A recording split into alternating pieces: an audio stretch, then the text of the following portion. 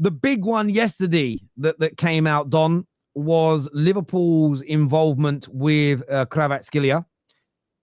The article, and I know you called me out straight away for not mentioning the Chelsea bit on the end. I actually wanted to save that for today, if I'm being honest.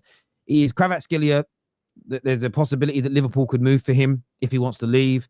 I always love the way David Ornstein words things. It's very protective. But typically when Ornstein starts talking about things with a bit more detail, there's a good chance you may see movement. They may not necessarily land the player, but there could be movement. But Chelsea were mentioned as well. Do you think this is a deal that Chelsea will attempt? Do you think this is a deal that if it comes down to you and Liverpool, for instance, do you think you could beat them again to another top player? Because you have done it twice before recently.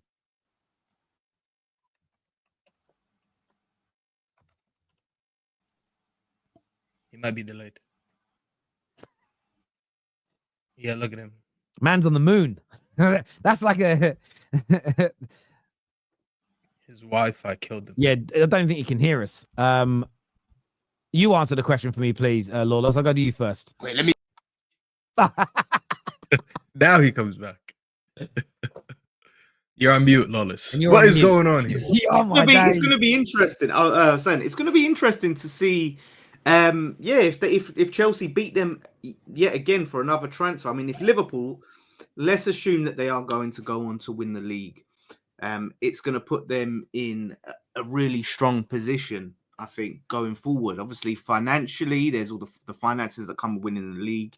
And then just the credit. You want to join the league leaders, or you go and join Chelsea, who have a new project, money to spend. I don't know where their ceiling is, but this is going to be a huge summer for FSG. Huge, because I think the fan base have been on edge for a while with them, and if they go and lose out on another transfer, because listen, let's put it not to upset any Chelsea fans, but Liverpool are a bigger club than Chelsea. Add that the new league title, Liverpool should be beating Chelsea for transfers next summer. If FSG is serious, you can't just win a league and rest on your laurels. You have to go and get the best, especially if we're going to talk about it, Salah does leave, Trent leaves. You've got to be ambitious. You've got to be ruthless, and they can't lose out on another player to Chelsea, man. That would be awful.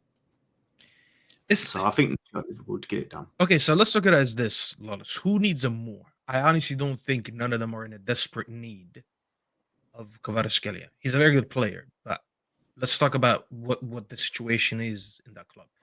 First of all, I think the only reason Liverpool even said anything about him is because all of a sudden he became available. I don't think if you would have went to Liverpool right now and you asked them, what's your top 5 priority signings? Left wing, I think, would have been the last one, because they have a bunch of people that can play on the left wing.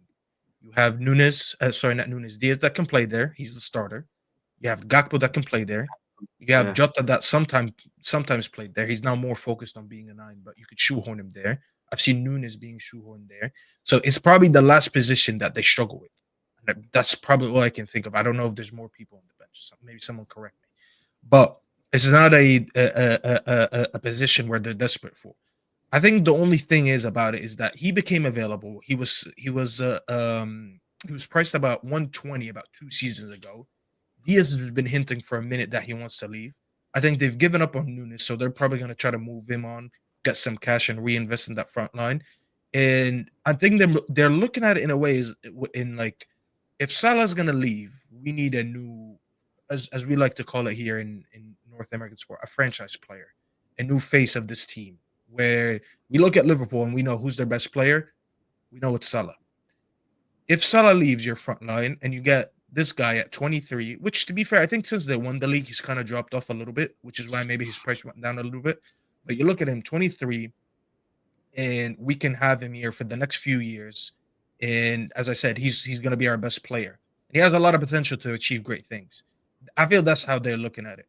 So if you're a Liverpool fan right now, you got to make a decision. Do you go for him right now because it's an opportunistic signing? And I talk about the importance of opportunistic signings. It's signings that come out of nowhere, that happen just because there's a situation going on where, like, you know what? Do I cash on it now or no? Do you go for that because it's opportunistic, or do you say no, FSG, don't get distracted, go get a center back and go get a midfielder or maybe a fullback because that's what we need to win the league? Because that's all I hear from Liverpool fans. I'm not a Liverpool expert, but when I listen to Liverpool fans and content creators, they always talk about the importance of getting another center back, another midfielder, and potentially a left back. So they have to make that tough decision. Do you go for what's important now to win the league? Or do you say, you know what, 80 million to secure one of the best attackers in the world over the next 5 years at 20, 30 years? It's not a bad idea. So it's a tough one. They just got to make their minds up because I don't think you can get both. I think just on that quickly before we go to Don, from Liverpool's point of view, I read a report yesterday that Luis Diaz doesn't want to sign a new deal. And I think that there's a potential here. If Luis Diaz goes, then there's a definite spot open for Kvaratskhelia in terms of who needs him more.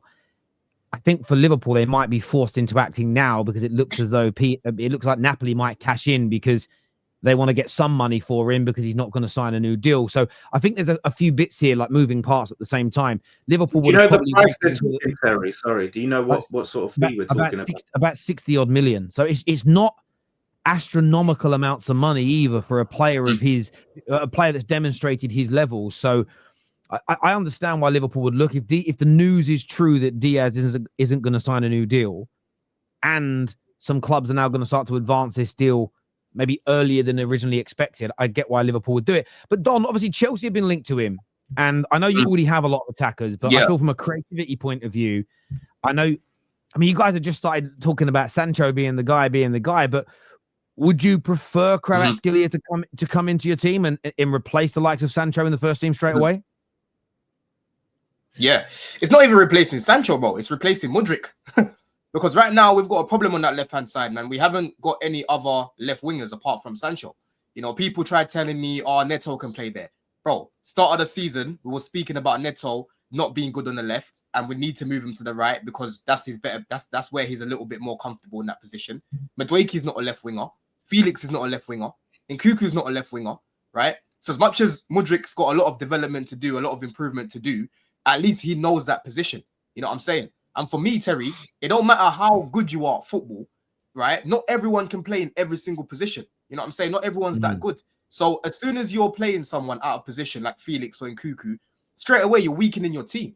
You know what I'm saying? I want to see specialists in their roles. I want to see a specialist striker. I want to see a specialist left winger. I want to look at the bench and not be looking at bringing on Felix on the left. I want to look at the bench and be saying, you know what? Bring Sancho on now. You know what I'm saying? Bring KK on. I call him KK. Yeah.